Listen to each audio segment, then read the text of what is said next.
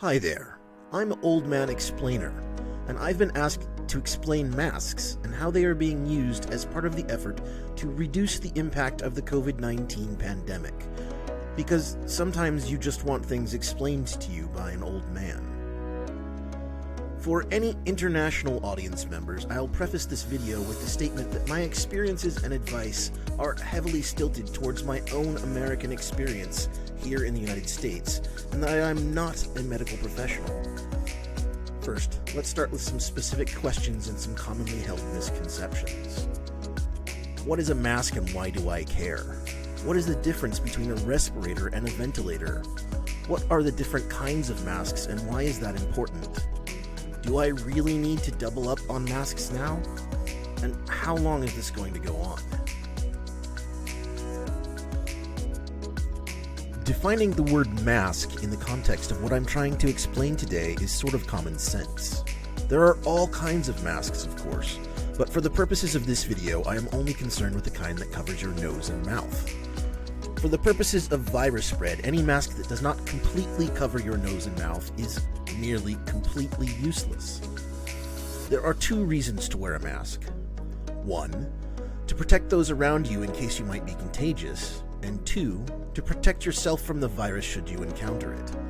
It is possible to do both of these things with a single mask, but each different type of mask is going to be better at some applications and worse at others. Now, I am a cartoon, so I don't really need a mask. But the reason you should care, and the reason why you should always wear the right mask when you are exposed to humans, is because there is currently a global pandemic responsible for spreading the SARS-CoV-2 virus and its variants. And no matter who you are, if you are a human, COVID-19 can kill you.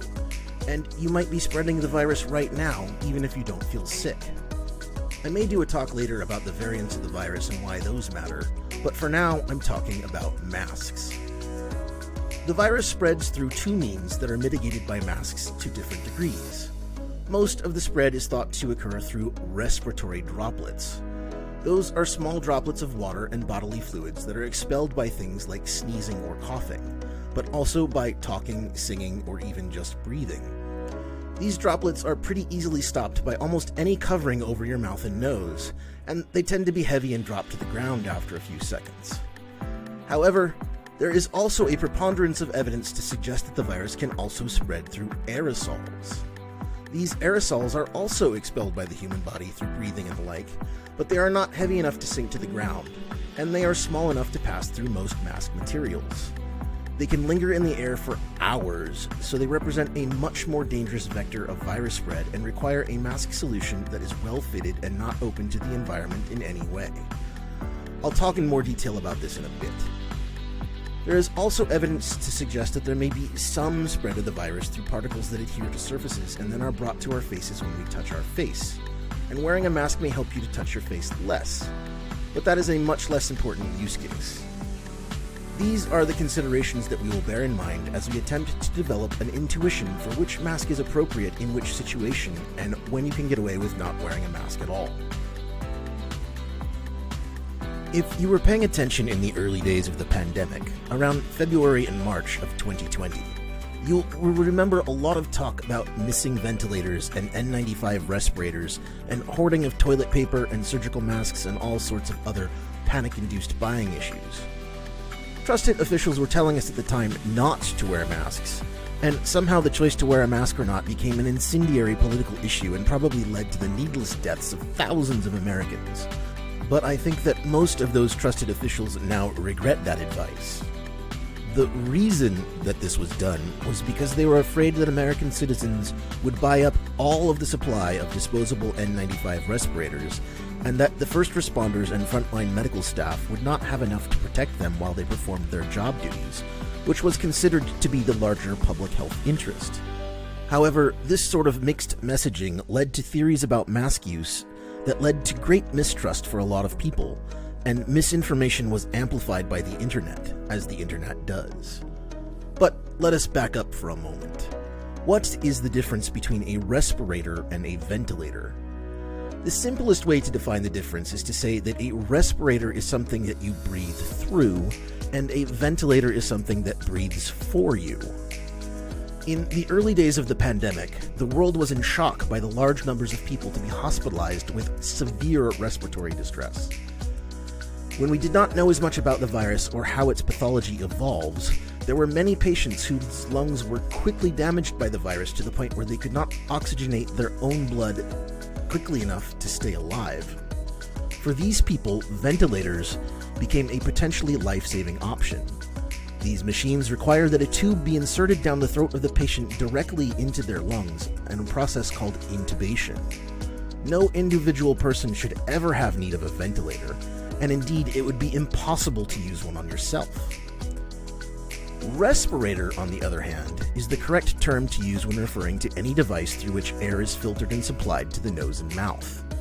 An N95 mask is properly called a respirator, and if used correctly, it will filter all of the air coming into and possibly out of a person's lungs. The letter and number designations are used for all respirators, and they have specific meanings which we will talk about shortly. But any device that you use which covers your nose and mouth and has numbers and letters that correspond to the scheme I will tell you about shortly is properly called a respirator. Additionally, there are other types of masks that are very common now. Surgical masks, gaiters, cloth masks, bandanas, scarves, face shields, and more exotic options. Surgical masks have become the most frequently used fashion accessory of the 2020s and have been in use in medical situations for centuries. These are disposable, single-use masks that are made from multiple layers of paper and various paper-like materials. They provide good protection against droplets, some protection against aerosols, and are a good general-purpose choice for situations where you will not be in close proximity to other humans for very long. They are better at protecting people from you should you happen to be exhaling virus particles or droplets than they are at protecting you from the virus. This is because a surgical mask cannot form a tight enough seal on your face to prevent the virus from just going around the mask, if given time. However, they are usually equipped with a metal bendable nose bridge adapter that can be fitted specifically to the wearer to improve the fit versus cloth masks, which do not usually have this. Gaiters are loops of cloth, almost always of some sort of stretchy material in a single layer, that goes around your neck and can be pulled up to cover your nose and mouth. Insofar as this does cover both the mouth and nose, this can be part of an effective masking strategy when used with a respirator that has a valve in it, for example. But they tend to be single layers of cloth that will not stop aerosols and even much of the respiratory droplets that we are concerned about. This is because the single layer of stretchy cloth does not form an effective barrier to these small particles. Many just pass right through the mask as if it were not there. This can make them easier to breathe through, but at the cost of providing little to no protection to the wearer and only minor protection to others.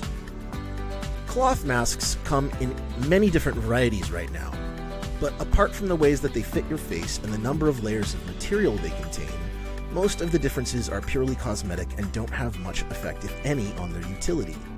A multi-layer cloth mask that fits snugly on the face and does not leave room for air to get around is good protection for both the wearer and the people around you.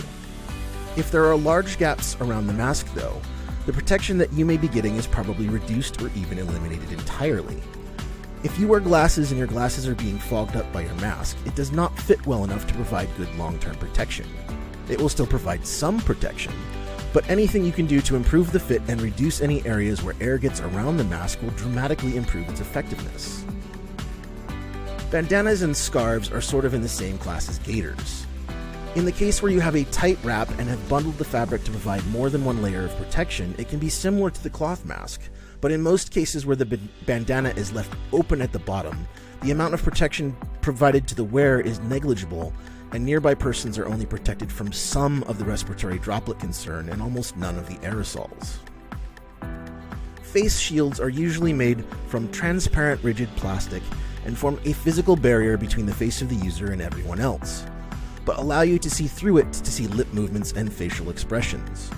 For these reasons, they are good for helping to facilitate communication and often more comfortable to wear, but by themselves they provide very little protection to either the user or others.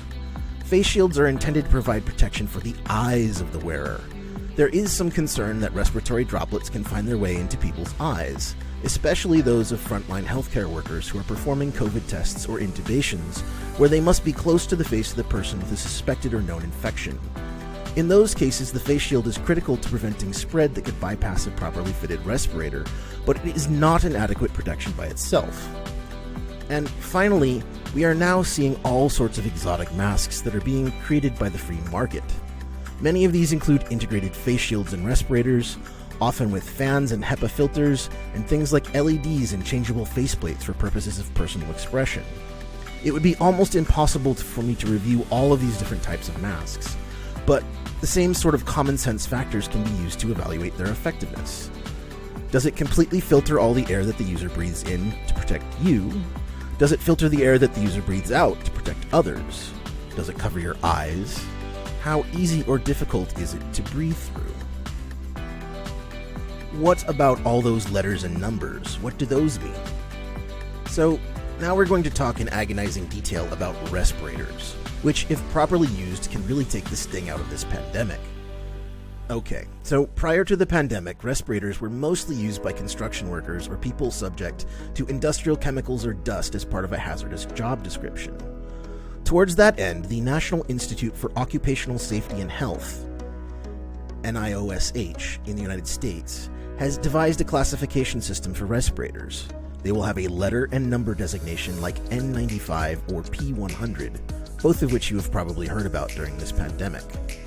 The first part of that designation, the letter part, indicates the oil resistance of the filter in the respirator.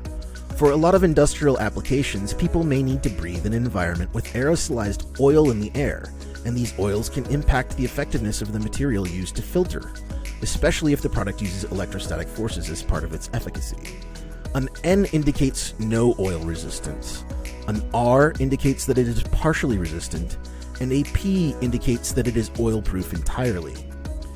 The second part of the designation represents the effective filtration level, and consequently the difficulty of breathing through the filter. A 95 rating means that it filters out at least 95% of 0.3 micron particles, which are the hardest to filter out. Particles that are both larger and smaller are easier to filter for reasons that are related to the physics of small particles, and we won't get into that today. Since SARS-CoV-2 virus particles are about 0.1 microns, these masks are even more efficient at removing them, generally close to 99.95% effective. And since there is generally little to no risk of oil contamination in this application, N95 masks are ideal for use in stopping the spread of the virus by offering excellent protection and good breathe-through capability. Other ratings you might see would include 99 and 100. So a P100 mask offers the greatest level of protection by filtering 99.9% of 0.3 micron and larger particles and being completely oil-proof. However, it will be the most difficult to breathe through, and if you are forced to wear one for a long period of time, you may experience breathing fatigue. An N95 mask is as much as 4 times easier to breathe through and offers good enough protection for even frontline healthcare workers who are exposed to known virus carriers. What about KN95 masks or other designations apart from N, R, or P? That's a great question. KN95 masks are masks that are also designed to filter 95% of particles that are 0.3 microns or larger.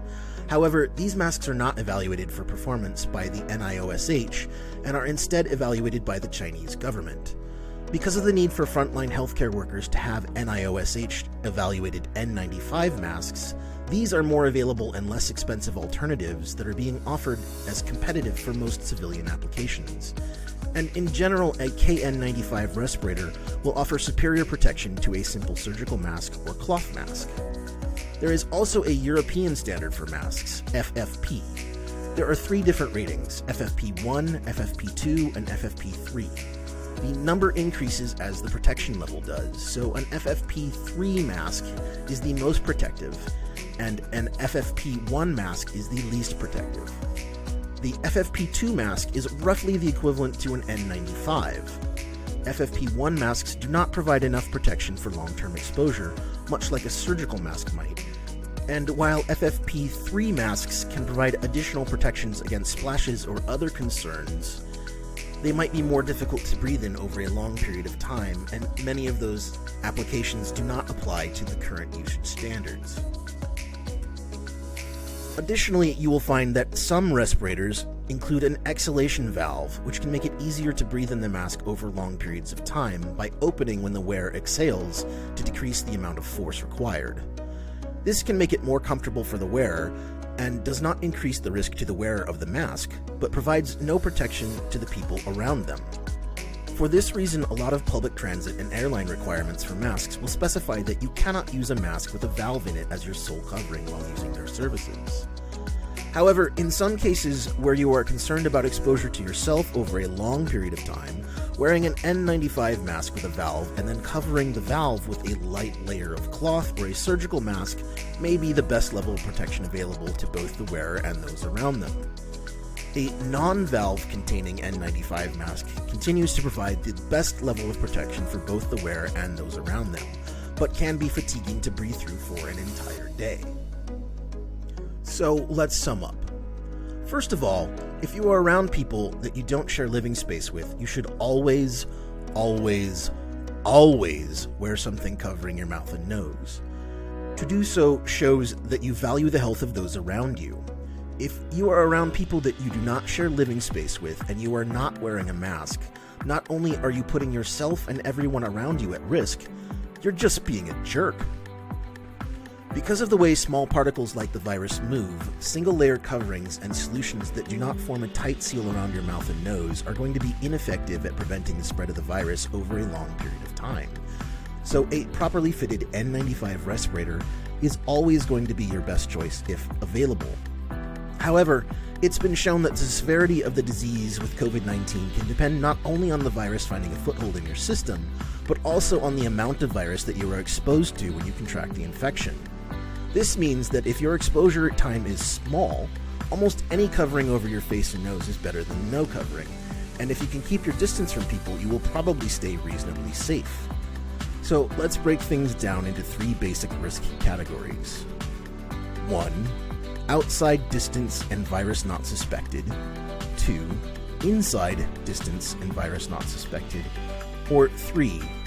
Inside, close, and virus suspected or unknown. For this first category, if you are around people that you do not share living space with, but you are outside, socially distant, at least 6 feet apart, and no one is expected to be sick, almost any of the coverings that we talked about will be helpful. But the more layers that you have and the closer the fit around your nose and mouth, the better for you and everyone else. For the second category, the risk of aerosol exposure goes way up, and it is important to have multiple layers of close-fitting mask to protect yourself and others. If you have access to an N95 or KN95 respirator, this is the perfect chance to use it.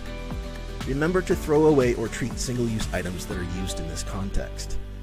And for the final category, and this should only really apply to frontline healthcare workers, if you are inside and close to people that you do not live with, and you are not helping them with their healthcare needs, you are being a jerk. But if this describes you, the risk of aerosols around you is high, and you should only be in this environment with a properly fitted N95 respirator and a face shield. If your N95 has a valve, you should have a second layer to cover the valve to help protect those around you. In general, use common sense and don't be a jerk. More protection is always better than less, and remember that the person you end up protecting may be important to you. Hopefully you know enough now to make the appropriate choices for yourself and those around you. Finally, how long is this going to go on? I really wish I had an answer for that, but I suspect that it will be a lot longer than any of us would like. There are vaccines now, and those are almost certainly going to help reduce the spread and fatalities associated with this virus, but the virus is here to stay. Mask wearing may become an important part of human expression for years to come. While it may not always be necessary to wear a mask when you are visiting friends and family once the vaccine has taken hold, it will probably be necessary to wear one in public settings such as concerts, sporting events, religious services, and public transit for years to come. New variants of the virus are evolving all the time, and not everyone in the world will have access to vaccines at the same time. International commerce is a fact, and there will always be potential pandemic spread of SARS-CoV-2, its variants, and all of the unknown viruses that we have not even encountered yet. I can't tell you how long it will be necessary to wear a mask in public, but I can tell you that if everyone were to do it, the time would shrink for all of us. Don't be a jerk. Wear a mask for now and maybe we can all ditch them just a little bit sooner. If you liked this video and want to see more, like, subscribe, comment, and let me know.